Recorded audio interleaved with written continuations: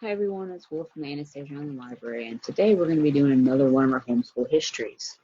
We're going to be talking about the European Age of Exploration, specifically some of the technology that allowed Europeans to finally start being able to sail across the Atlantic.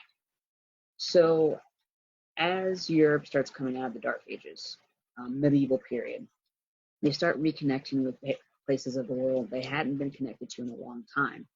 Now, for those who don't know, Europe was at one time, or pretty much all the way up to England, underneath the Roman Empire. So they lost a lot of things like classical learning and access to things like spices for a while. And then as they come out of that, this is shortly before the Renaissance starts, but the idea that they've reconnected with these things they've lost in their past. So one of the things they really wanted were spices and other materials like silks and stuff like that. So one of the few ways to get it before these new technologies in sailing was an overland route that went through Europe, through the Middle East, and then around the Middle East, and then over into China and India. And then they realized that they could sail down the coast of Africa. You also had a lot of trade in the Mediterranean, that if they sailed in there, they could pick things up, let's say, what is now the Middle East, and then ship it back up to, over to Spain or up to France or something like that. But the trips around the coast of Africa are pretty long. And what they did is they went down the coast, and they went down what is now South Africa and up into the Indian Ocean and over into India and into China. It's a long journey. We're talking months, depending on the weather. So different explorers, I think probably the most famous one people can think of, Christopher Columbus, decided, what if I go this way across the Atlantic? Now, I want to make it clear that Europeans at the time knew the Earth was round. There wasn't this idea that you would somehow fall off the edge of the Earth. What they didn't know was exactly how big the Earth was. So they knew it was round, but they had this idea that you had Europe, then you go around over here, and then you can hit the backside of China or India.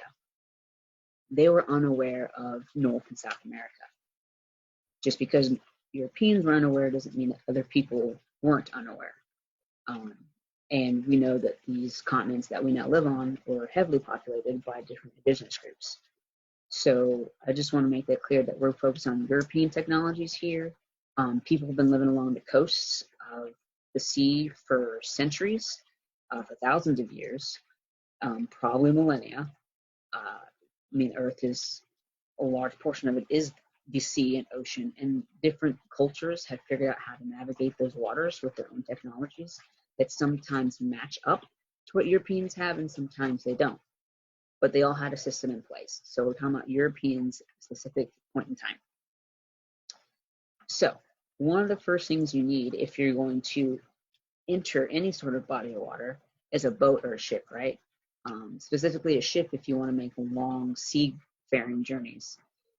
So this guy is called a caravel, and he was developed by the Portuguese in the 1400s. And one of the things that he has that European ships didn't have before, is a series of sails with a pulley system that allowed them to pivot some of the sails. And that pivot allowed them to sail into the wind, which they called windward.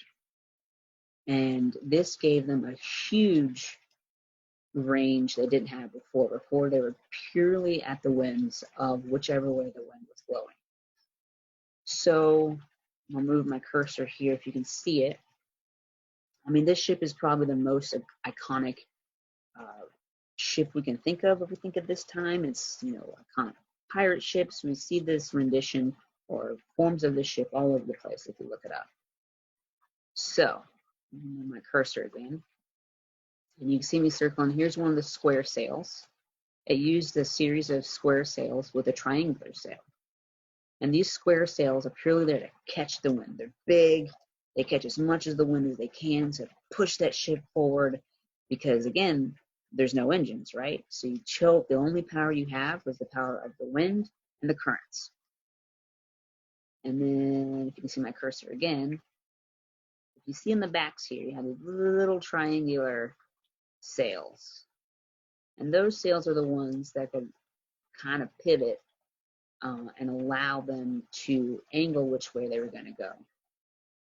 Now, as they perfected this, different sails will move in different ways. So as time goes on, you see a lot more movement in the sails than you would have when they originally made them. And these ships had 3 masts, and the masts are just a big wooden poles that hold those sails up there. One of the earliest tools they used to navigate was called an Astrolabe, and that was used to calculate latitude. And all latitude is your north-south position.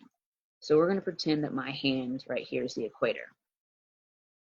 Your latitude is anywhere on here. So I could calculate latitude if I was right here in the middle of the ocean with my finger. How far am I away from the equator in relation to the poles? There's a degree number with it. You can get all kinds of in the weeds of doing longitude and latitude, but it's really just to position themselves in a north-south position as they sail across the ocean. They used it with to calculate altitude above the horizon with like a celestial body, like a constellation, like the North Star, the Big Dipper. Figuring out where you were in relation to that, depending on the time of year, can tell you where you are positioned on the Earth. The Astrolabe wasn't that accurate, especially while in open water. These are different examples of Astrolabes, but they did move. Components inside them move. So if you're on the ocean swaying back and forth, it'll move. So a lot of captains would find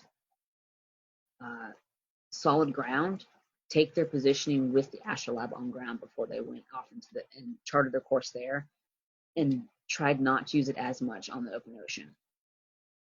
Another guy that's a little bit more accurate is a sextant, a quadrant, anything like that. He is also used for celestial navigation, but he takes a more accurate reading of the angular distance between 2 objects. So you see this guy down here, see my cursor. He's looking at the horizon, and here's a position right here. If you can calculate that accurately, you'll be able to know how you have to sail into that direction in order to get to the point you want to go to.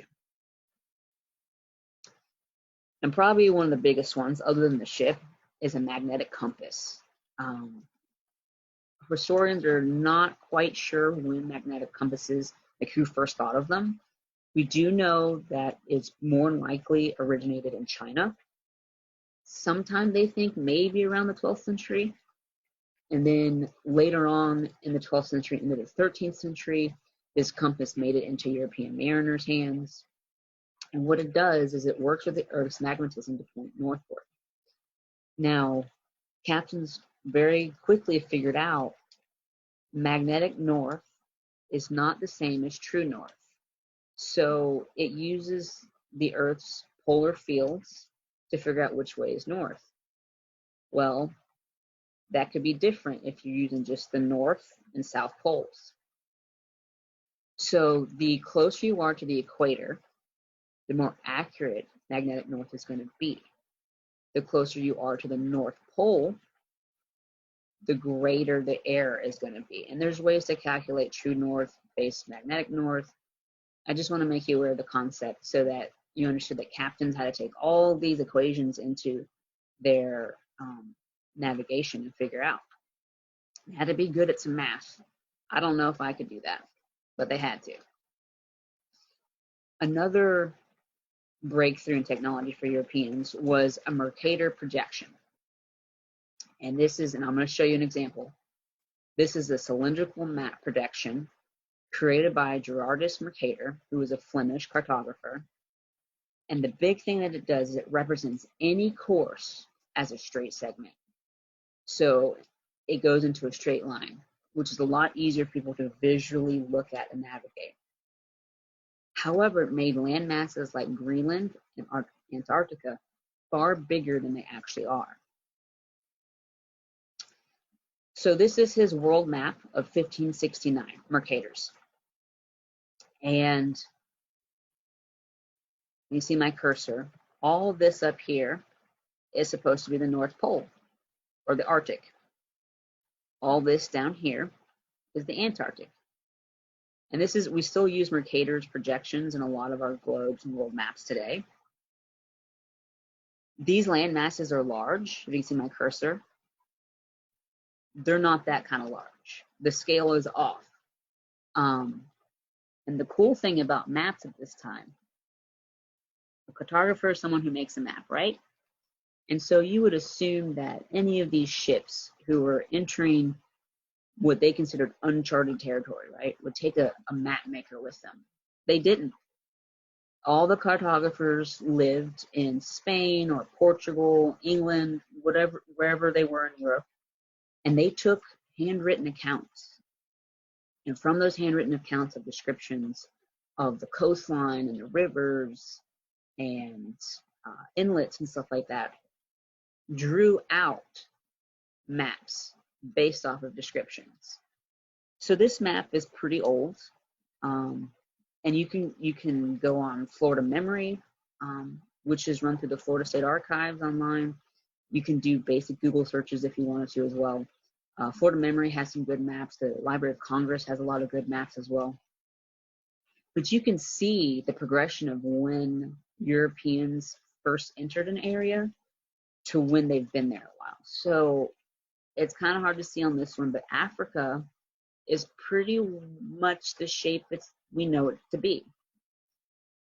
South America, on the other hand, it's getting there, but they haven't had a lot of handwritten accounts come from there. North America is kind of in the same boat. You kind of know what it is, but we haven't had a lot of European inroads to talk about what the coastline looked like for these map makers. I just think it's cool that these map makers could take written descriptions and draw out something, and you can tell what it is even from today. And we have satellites today that do this for us. So here's some more maps. We have a map of the New World. South America is a little bit better, but that's 1562. You can kind of see Florida, but Florida's kind of cut off. As more and more Europeans venture into Florida, Florida starts to look like we know Florida is supposed to look like. This 1544 nautical map shows you charts. It shows you navigation quadrants that captains use to sail across the ocean. But you can still make out the continents. You have Africa. You have what starts South America over here. You have a little bit of North America. You have Europe up here. We have a Dutch map of the New England area, pretty much. And then we have this 1671 World Atlas map. Now keep in mind, this man did not have satellite. He did not have photographs. This is all based off of descriptions that he read from different Europeans who made their way to different areas of the world. So you have North America right here, South America, you have the African continent, you have Europe up here, and then you have Asia, and you see Australia right here. These two are the poles. So you have the Arctic pretty well mapped out. The Antarctic is kind of bare because no one had been to the Antarctic, at least Europeans hadn't been to the Antarctic yet. So, the craft for today. We're going to do a paper plate ship. It's pretty easy to make. I had a lot of fun making this. Here are your supplies. You need a paper plate, crowns, markers, color pencils, whatever you want to color with is fine. I use craft sticks, but you can use skewers or anything else. These are going to be your masks, so if you think of something else you can use for it, perfect. I used white paper for my sails, but you don't have to. You need scissors, and glue, and a stapler. Now, if you don't have a paper plate, if you have just white paper, you can cut it out with white paper. If you have construction paper, these are all the supplies I use, but think of any way you want to do it, and that way is just as perfect as well. And this is what my ship looks like. I don't know if I can move myself. I can move myself. So that's what my ship ended up looking like.